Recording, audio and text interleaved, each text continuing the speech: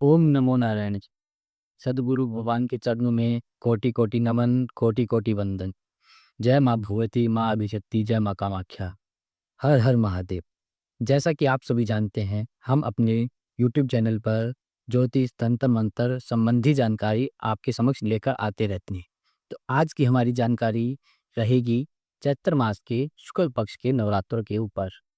जैसा कि आप सभी जानते ही होंगे कि चैत्र मास के जो शुक्ल पक्ष की नवरात्रि हैं, वो 30 मार्च से शुरू हो रही है। अब की बार नवरात्रि 8 दिन के ही रहेंगे, जिसमें 5 तारीख को अष्टमी रहेगी और 6 तारीख को नवमी रहेगी। इसी बीच अभी हम बात करते हैं कि आप इन नवरात्रों में क्या कर सकते हैं, कैसे अपने जीवन को अच्छा बना सकते हैं। सबसे पहले जो आप सभी लोग जानते हैं, कलश स्थापन। माता रानी के राइट साइड में जो माता रानी का दायां भाग रहेगा, उस तरफ आपको जयंती बीजनी है, जयंती बोनी है। उसके बाद कलश स्थापन उसके ऊपर आप करेंगे। कलश स्थापन करते हुए आप माता से प्रार्थना करेंगे कि हे माँ, जैसे इस कलश में शीतलता रहती है, इस कलश में जैसे आप सभी भगवानों का वास रहता है, ऐसे ही हमारे जीवन में, ऐसे ही हमारे घर घर में शीतलता रहे, हमारे आपसी प्रेम बना रहे सभी घर वालों का, ऐसी हम माता से प्रार्थना करेंगे। उसके ऊपर एक नारियल लाल कपड़े में लपेट कर रखेंगे। नाल और अगर किसी की कोई मनोकामना है माता रानी से, तो उस मनोकामना को आप एक बार अपने मस्तक से नारियल को लगा के उस पे रख देंगे। अगर आप निष्काम भाव से माता रानी की पूजा पाठ करना चाहते हैं, तो नारियल का जो मुख है, वो आप ऊपर की तरफ करेंगे। और अगर आपका कोई सकाम भाव है, कोई आप अपने कार्य पूर्ति, इच्छा पूर्ति करना चाहते हैं, तो नारियल का मुख अपनी ओर रखेंगे। इसके बाद आती है बात कि जो भी लोग व्रत करेंगे, वो कैसे अपना दिन की दिनचर्या रखेंगे। क्योंकि सिर्फ एक व्रत करना ही काफ़ी नहीं है, उसके साथ ज़रूरी है नियम। आप सबने सुना होगा, लोग कहते हैं कि जप तप नियम से रहना चाहिए। जप तप भी जब तभी कार्य करते हैं जब आप नियम से उनको करते हो। अब आप जब तो कर रहे हो, तब तो कर रहे हो, व्रत आपने रख लिया, पूरा दिन कुछ खा रहे हो। आजकल बाज़ार में हर चीज़ व्रत के लिए आने लगी है। तो इसलिए आपको अपनी भूख पे नियंत्रण करना है, क्योंकि आप अगर ज़्यादा अन्न खाओगे, तो उससे आपकी वासनाएँ हैं, आपके विचार हैं, वो ज़्यादा होंगे। आपको कार्य ही ये करना है कि आप उस दिन खाना भोजन क्यों नहीं पकाया जाता? व्रत में इसलिए ही नहीं पकाया जाता, क्योंकि आप खाना अगर नहीं बनाओगे, वस्त्र प्रक्षालन आप नहीं करोगे, मतलब कपड़े आप नहीं धोओगे, तो आपका समय ज़्यादा रहेगा जो आप भगवान को दे सकते हो। इसलिए ये नियम बनाए जाते हैं व्रत के लिए। वैसे ही तो कोई दिक्कत नहीं है। अब आप कहोगे कि जी, व्रत के दिन कपड़े क्यों नहीं धो सकते, मशीन ही तो है। लेकिन एक बात रहती है आपकी समय की। अगर आप समय वहाँ दे दोगे, तो फिर कैसे आप भगवान को समय दोगे? उपवास का मतलब ये नहीं भूखे रहना पूरे दिन। क्यों रह रहे हो पूरे दिन भूखा? क्या ज़रूरत है? अब जो हॉस्पिटल में रहते हैं वो भी भूखे ही पड़े हैं। तो इसलिए सिर्फ भूखा रहना ही काफ़ी नहीं है। आप करना क्या है कि अपना जो कार्य आप समय दे रहे हो, वो आपको पूरा भगवान को देना है। कलश स्थापन का जो मुहूर्त है, मुहूर्त देखो सबसे उत्तम माना गया है कि अगर आप मुहूर्त में ही करो, ठीक है? तो मुहूर्त रहेगा 6:22 से साढ़े 10 बजे के करीब तक, सुबह-सुबह। और अगर कोई ऐसा है कि जी हम तो उस समय बाज़ार गए होते हैं, उस समय कहीं दुकान पे गए होते हैं, तो अगर ऐसा टाइम आप पर निकल जाए, तो फिर आप थोड़ा रुक के अभिजीत मुहूर्त में अपने कलश की स्थापन करेंगे। ये समय आप नोट कर लीजिए। अगर संशय रहे, तो आप पंचांग में अपने आस-पास किसी ब्राह्मण से कैसे भी आप जान सकते हो, ठीक है? अगर मैं अपनी टीम को बोलूँगा कि कलश स्थापन का समय जो है डिस्क्रिप्शन में लिख दे। उसके बाद बात आती है कि सबसे महत्वपूर्ण चीज़ क्या है?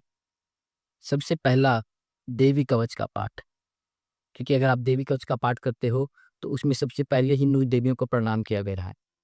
जैसे कि प्रथमं शैलपुत्री च, द्वितीयं ब्रह्मचारिणी, तृतीयं चंद्रघंटेति, कुष्मांडेति चतुर्थकं, पंचम स्कंदमातेति, षष्ठं कात्यायनीति च, सप्तमं कालरात्रिति, महाघोरीति च अष्टमं, नवमं सिद्धिदात्री च, नवदुर्गा प्रकीर्तिता। जिन 9 देवियाँ जो आप सभी जानते हो नवरात्रों में पूजी जाती हैं, पूजित की जाती हैं, इन सबको प्रणाम आप इस एक चंडी कवच से ही कर सकते हो।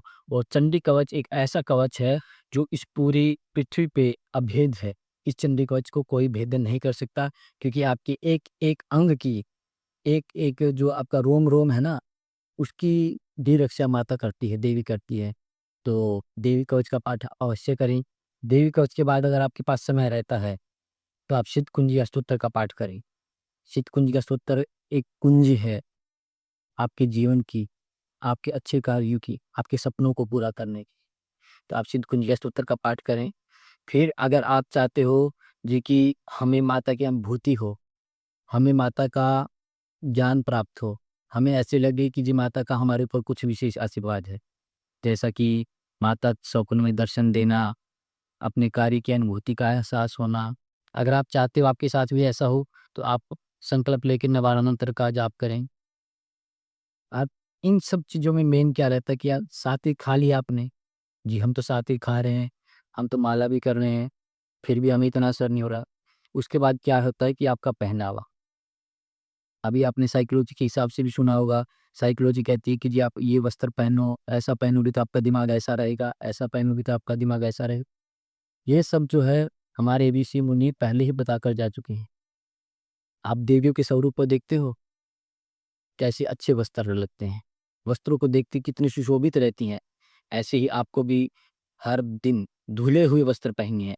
जो वस्त्र एक बार आपका धोने की जगह पे चला गया, धोने के वस्त्रों में चला गया, गंदे वस्त्रों में, उसको आपको नहीं पहनना है। साफ धुले हुए कपड़े ही आपको पहनने हैं। अभी लाल वस्त्र है, सफ़ेद वस्त्र है, नारंगी है, इन वस्त्रों को आपको ज़्यादा से ज़्यादा पहनना है। जो विद्या की प्राप्ति चाहते हैं वो हरे वस्त्र, माता की चौकी पे हरा वस्त्र बिछाएँ, हरा वस्त्र खुद पहने, हरा वस्त्र का आसन, नहीं तो लाल वस्त्र का आसन जो कि सर्वश्रेष्ठ है, जो कि 9 के 9 के दिन सब में चलता है। ऐसी कुशलता आसन, आसन का अपना एक महत्वपूर्ण विषय है, वो कभी अलग वीडियो में बनाएँगे। तो आसन अच्छा रहना है, पहनना अच्छा है और खाना भी अच्छा है। अगर ये 3 चीज़ आपकी हैं, तो आपका मन अपने आप ही भक्ति में लगेगा, आपके कार्य अपने आप ही सिद्ध होंगे। अगर आप पूरा दिन बैठे रहे, अब बार-बार खा रहे हैं, ये भी नहीं कि जी अच्छा खाएँगे लेकिन हर 2 घंटे में खाएँ, अभी केला खा लिया, अभी शेक आ रहा है, उसके बाद जी चिप्स ले आते हैं, फिर चाय का टाइम हो गया, फिर कुछ, ऐसा आपको नहीं करना है। खाना अच्छा और लिमिट से, ऐसा नहीं है कि खाते रहे, क्योंकि मुख जो है, मुख की शुद्धता के लिए तो व्रत उपवास हो रहा है, शुद्धि रखिए। अब कुछ है साधक लोग जो हमारे वीडियो देखते हैं, अब वो भाई जी की ये सब तो सब बता रहे हैं, कुछ साधकों के लिए बताओ। तो जो साधक हैं वो 9 साढ़े 9 बजे तैयार है अपना माला, झोली सब कुछ ले, और साढ़े 9 बजे दीपक लेंगे एक, और जो आपका जग रहा है अखंड ज्योति अगर, तो बड़ी अच्छी बात है। नहीं तो अखंड ज्योति के दीपक के साथ एक दीपक साधक लोग ज़रूर जागृत करेंगे भैरव जी के नाम का। अगर आम जन भी करना चाहें तो कर सकते हैं, लेकिन साधक को ज़रूर आवश्यक है कि एक भैरव जी का दीपक माता के साथ जागृत करे। प्रसाद में 2 लोग अवश्य रखें।